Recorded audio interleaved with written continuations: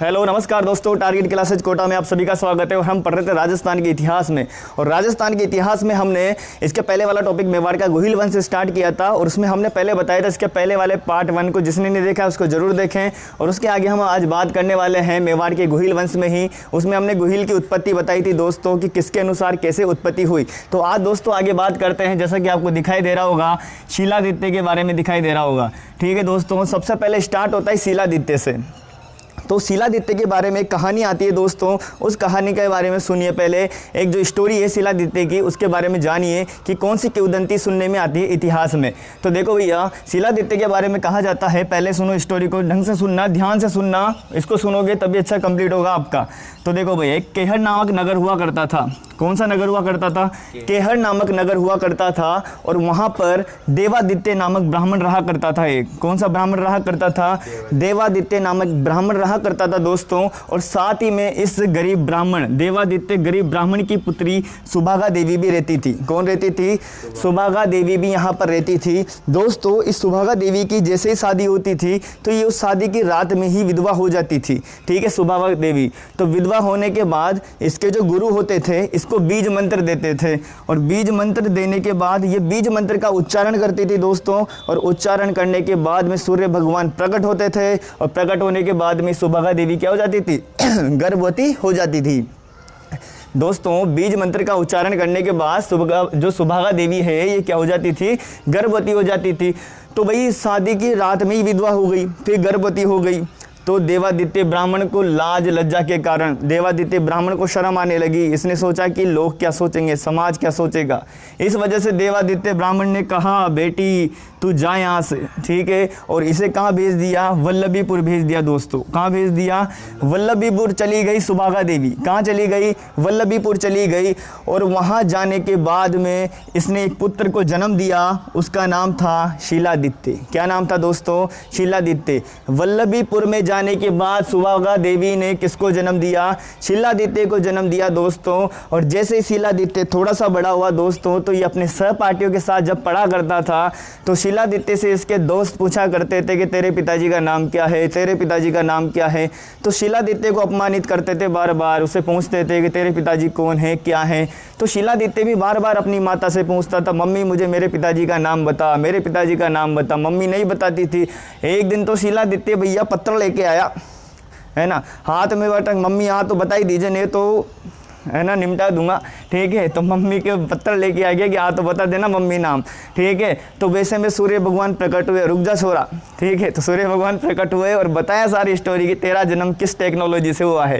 ठीक है, तो उसको बताया सूर्य भगवान ने कि भाई तेरा जन्म कैसे हुआ है, तेरा अवतार हुआ है, वो हुआ है, सारी बात बताई।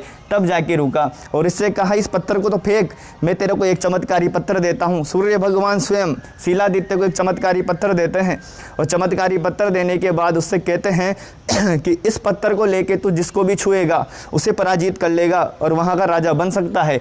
तो शिलादित्य को बढ़िया लगा, पत्थर फेंका और उसने जादू वाला पत्थर लिया हाथ में।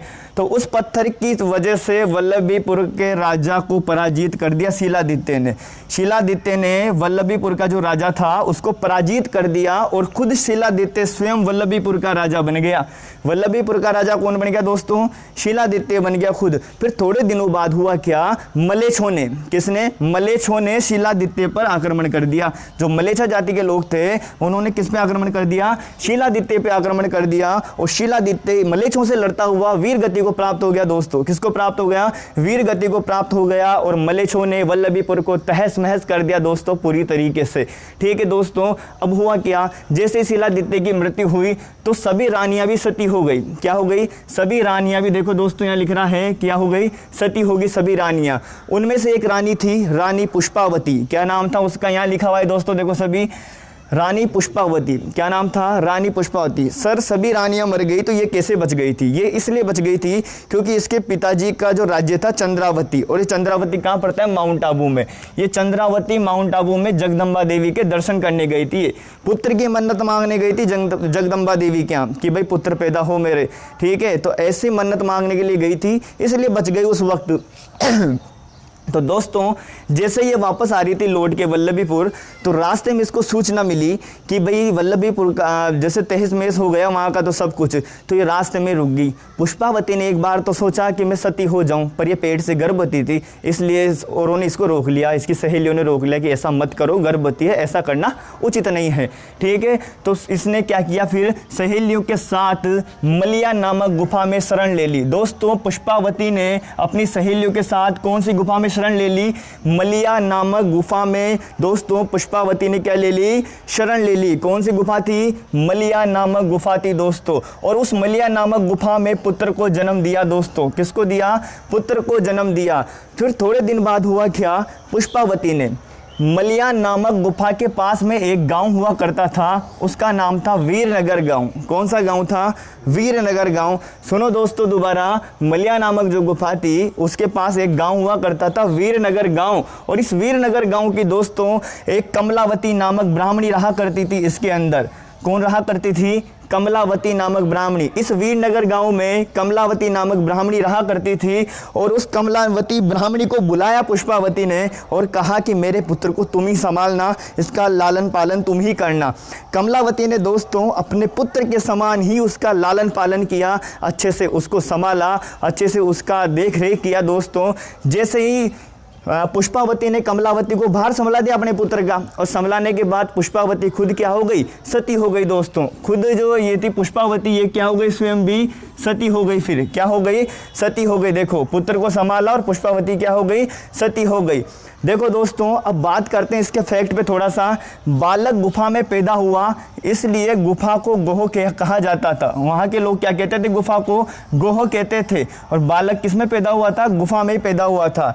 तो कमलावती ने बच्चे का नाम गोह रख दिया। क्या रख दिया, गोह। क्यों रखा था, क्योंकि गोह को क्या बोलते हैं, गुफा बोलते हैं। क्या बोलते हैं दोस्तों, गुफा बोलते हैं। और इस गोह के कारण ही आगे चलकर क्या कहलाया, नाम गुहिल कहलाया दोस्तों। क्या कहलाया, गुहिल कहलाया दोस्तों।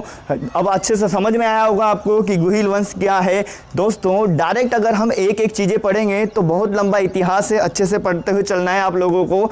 डायरेक्ट अभी अपन को रानी पद्मिनी की स्टोरी सुना देना, अभी जालोर का इतिहास पढ़ा देना, वो तो सब फैक्चुअल कहानियां हैं, वो तो डायरेक्ट है। एग्जामिनर ऐसी जगह से क्वेश्चन पूछेगा जहां से हम पढ़ते नहीं है टॉपिक को, तो हमें हर टॉपिक ढंग से आना चाहिए दोस्तों। ठीक है, तो आगे देखो फैक्ट वाली बात। 1273 ईस्वी में चिरवा शिलालेख में 1273 में चिरवा शिलालेख में गुहिल शासकों की उपलब्धियों का वर्णन मिलता है। क्वेश्चन आ जाए कि गुहिल शासकों की उपलब्धियों का वर्णन कौन से शिलालेख में मिलता है दोस्तों, चिरवा शिलालेख में। किसमें मिलता है, चिरवा शिलालेख में। और चिरवा शिलालेख कब बना, 1273 में बना दोस्तों। तो ये थी शिलादित्य की स्टोरी दोस्तों, है ना। और आपको समझ में भी आ गया होगा कि शिलादित्य का नाम कैसे पड़ा दोस्तों।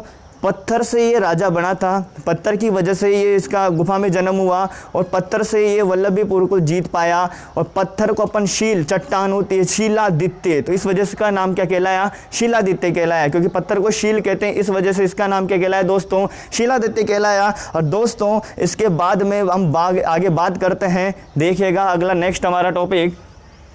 हाँ तो दोस्तों शिलादित्य के बाद हम बात करते हैं गुहिलादित्य पे। अभी हमने थोड़ी सा देखा था कि जो पुष्पावती थी, पुष्पावती का जो बेटा था गुहिलादित्य, कौन था, गुहिलादित्य। अब उस पर चर्चा कर रहे हैं अपन दोस्तों। शिलादित्य वीर गति को प्राप्त हो चुका है, मलेच्छों से आक्रमण किया था जब।